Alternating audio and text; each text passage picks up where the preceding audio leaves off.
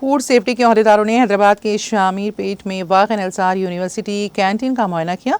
अहदेदारों ने campus canteen का तफसीली तौर पर मुआयना किया जो श्री साई गणेश केटरर्स के जरिए चलाई जाती हैं। मुआयने से पता चला है कि कैंटीन का FSSAI लाइसेंस ग़िज़ा की तैयारी के अहाते के बजाय रजिस्टर्ड एड्रेस के तहत हासिल किया गया था। साथ में फूडस्टेक के तरबियत याफ्ता सुपरवाइज़र की कमी थी जो खुराक की हिफाजत के मियारात को यकीनी बनाने के लिए लाजमी है। मज़ीद खिलाफ वर्जियों में कीड़ों पर काबू पाने के रिकॉर्ड और पानी के तज़किये की रिपोर्टों की अदम मौजूदगी शामिल है।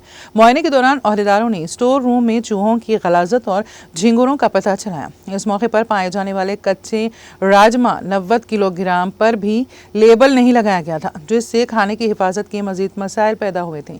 तैयारी और खाने की जगहों पर खिड़कियों और दरवाज़ों पर कीड़ों से पाक स्क्रीनें नहीं लगाई गई थी और तैयारी के इलाके में फ़र्श पर ख़तरनाक तौर पर फिसलन पाया गया था।